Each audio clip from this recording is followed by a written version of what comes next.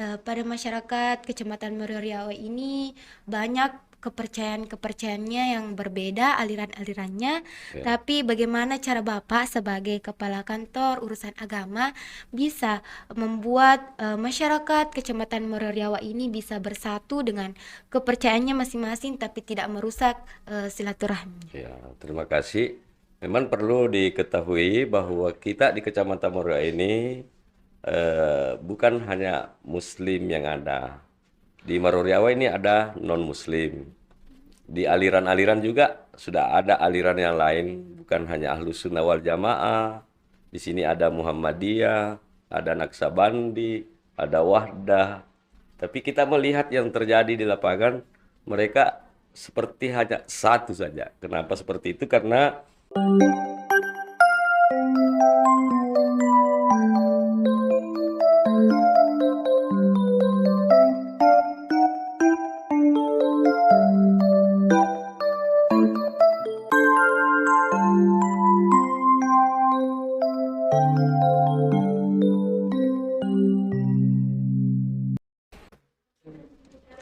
Assalamualaikum warahmatullahi wabarakatuh. Halo pemirsa, senang sekali saya Dinda bisa hadir bersama Anda pada kesempatan kali ini pada program Podcast Manida Madrasah Aliyah Negeri 2 Sopeng. Yang pastinya kami mendoakan Anda dan juga keluarga di rumah dalam keadaan sehat. Tapi sebelumnya pemirsa, seperti yang kita ketahui bahwa pendidikan merupakan salah satu unsur dalam pembangunan nasional yang pasti bukan hanya untuk melahirkan peserta didik yang pintar dan juga intelektual, tetapi juga harus bermartabat dan juga memiliki akhlak yang mulia. Seperti yang kita ketahui, berdasarkan data dari BPS tahun 2021, mayoritas penduduk Indonesia lebih dari 50% adalah generasi milenial dan Gen Z. Di sisi lain, kita melihat bahwa arus globalisasi dan juga perkembangan teknologi semakin tidak terbendung. Bak dua mata pisau yang artinya akan bisa membawa keuntungan untuk kita, tapi di sisi lain juga bisa menjadi ancaman terutama bagi generasi milenial dan juga Gen Z di Indonesia. Lantas, bagaimana madrasah dalam hal ini berperan untuk membangun moderasi beragama? Saya akan mengajak Anda untuk berbincang dan dalam kesempatan kali ini telah hadir bersama kita narasumber yang sangat luar biasa, tentunya sangat menginspirasi dan akan memberikan kita pengetahuan yang luar biasa, yaitu Bapak Muhammad Yunus SAG MPDI. Beliau merupakan Kepala Kantor Urusan Agama Kecamatan Morioriawa. Assalamualaikum Pak, apa kabar? Waalaikumsalam warahmatullahi wabarakatuh. Baik, alhamdulillah. Alhamdulillah. Ya, Saya lihat nih Bapak sangat fresh dan segar, Alhamdulillah. alhamdulillah, Nanda. Baik Pak, berbicara tentang moderasi beragama, menurut Pak Haji, apa sih moderasi beragama itu? Terima kasih, Ananda. Assalamualaikum warahmatullahi wabarakatuh. Waalaikumsalam. Moderasi beragama yang marak kita bicarakan sekarang ini memang sangat penting, perlu kita pahami bersama bahwa moderasi beragama itu awalnya Rasulullah sendiri yang mencontohkan kepada kita semua, ya. Kan Allah Subhanahu wa taala telah menyatakan dalam firman-Nya, manusia itu diciptakan oleh Allah dari bersuku-suku, berbangsa-bangsa, beras-ras. Tiada lain tujuan Allah itu lita'arafu, untuk saling mengenal. Jadi moderasi sangat penting, karena kalau kita tidak melaksanakan atau berbuat sesuai dengan kepercayaan kita masing-masing, tentu itu jauh dari moderasi. Dan Rasulullah sangat penting untuk dicontoh tentang moderasi itu. Ya, saya kira itu dasarnya. Rasul itu yang mencontohkan yang namanya moderasi. Ya. Nah, baik Pak. Karena kita telah mengetahui apa itu moderasi beragama, selanjutnya bagaimana sih moderasi beragama itu dalam Islam sendiri, Pak? Ya. Moderasi beragama dalam Islam,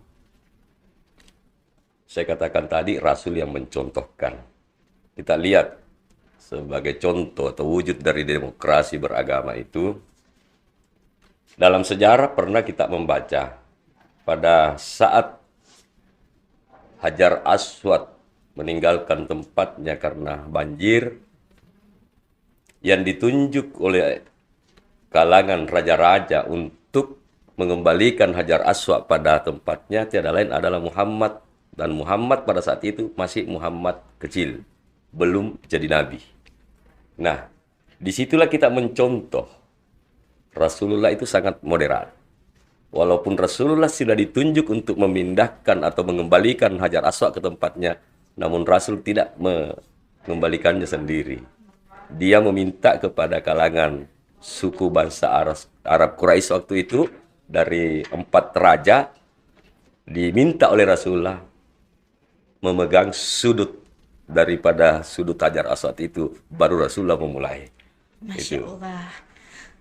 Nah, bagaimana Pak prinsip dalam moderasi beragama itu, Pak? Nah, kalau sudah berbicara prinsip, di sini harus kita banyak melihat dan banyak membaca daripada ilmu daripada moderasi itu. Moderasi beragama itu salah satu prinsipnya adalah tawassut. Kita harus mengambil jalan tengah. Kita harus mengambil jalan tengah. Artinya semua punya keyakinan, semua punya ilmu, tetapi belum tentu keyakinan kita sama dengan yang lainnya. Belum tentu ilmu kita sama yang lainnya. Jadi ilmu yang kita miliki atau pengetahuan yang ada pada diri kita, mesti kita memahami bahwa yang lain juga punya ilmu. Inilah yang kita satukan kalau kita mau melaksanakan yang namanya moderasi itu. Ya. Dan banyak prinsipnya. Prinsip yang lain adalah ta'zum atau berkeseimbangan. Ya, artinya kita tidak cocok merasa benar sendiri. Kita tidak benar apalagi mengatakan kita yang terbaik. Tidak. Semua kita harus mengeluarkan pemahaman masing-masing, baru kita mengambil jalan tengah. Itulah moderasi beragama. Baik, Pak. Ya. Nah, bagaimana Pak contoh toleransi dalam Islam tapi tidak mengurangi dengan akhlak kita, maksudnya tidak merusak dari akhlak kita sendiri. Ya.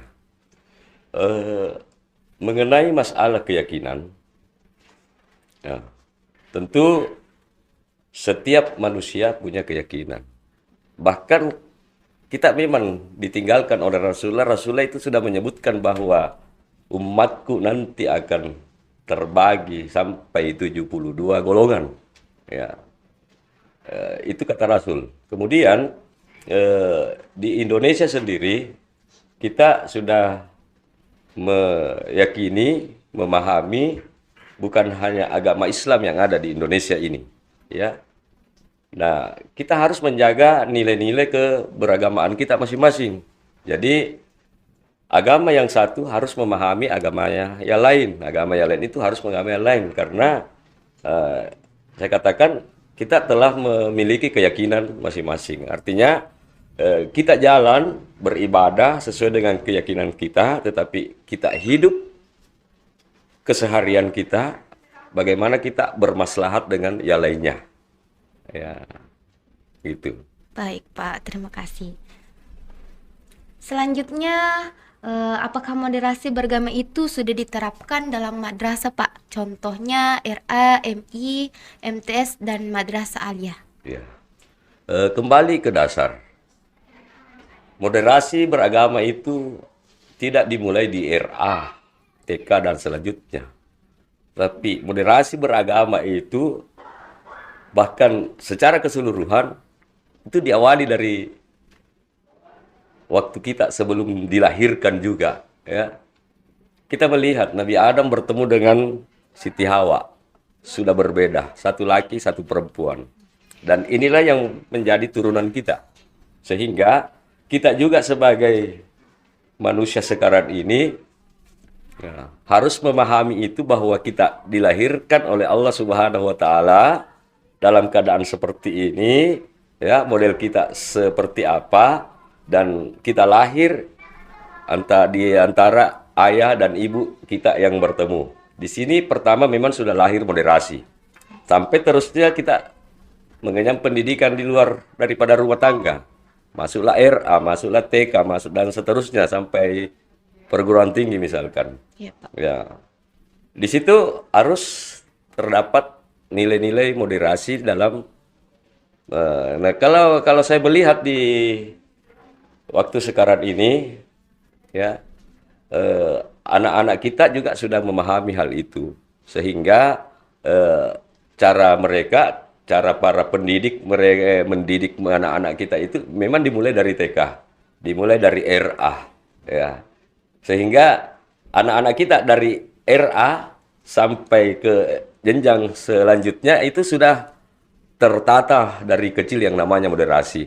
Cuma yang biasanya berubah kalau sudah meninggalkan satu tempat, ikut mengenyam pendidikan atau pengetahuan dengan model yang lain, dengan cara yang lain. Di situ terkadang ini. Jadi yang kita kedepankan itu, karena Rasul mengatakan didiklah anak dari kecil, ya, bahkan sebelum lahir, ya.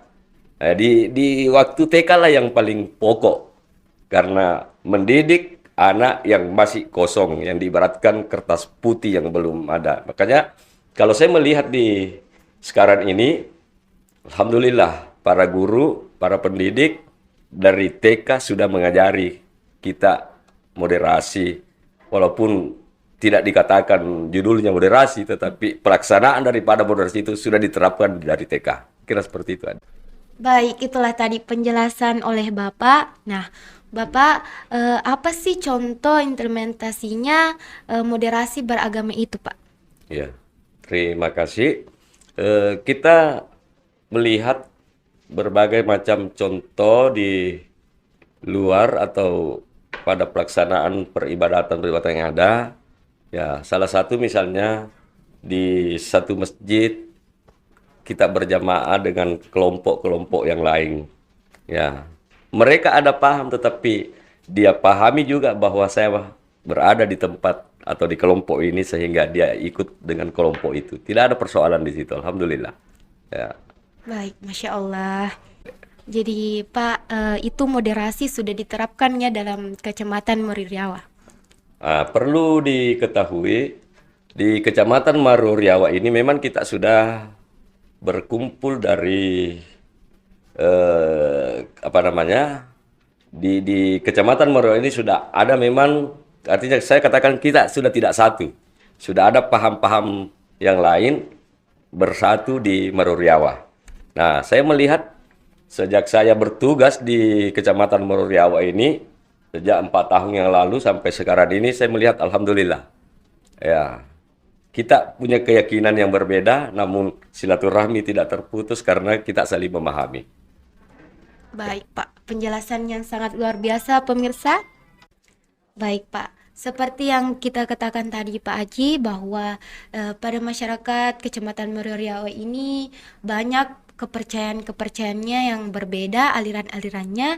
Ya. Tapi bagaimana cara Bapak sebagai kepala kantor urusan agama bisa membuat masyarakat Kecamatan Maruriawa ini bisa bersatu dengan kepercayaannya masing-masing, tapi tidak merusak silaturahmi. Ya, terima kasih. Memang perlu diketahui bahwa kita di Kecamatan Maruriawa ini bukan hanya Muslim yang ada. Di Maruriawa ini ada non-Muslim. Di aliran-aliran juga sudah ada aliran yang lain, bukan hanya Ahlus Sunnah wal Jamaah.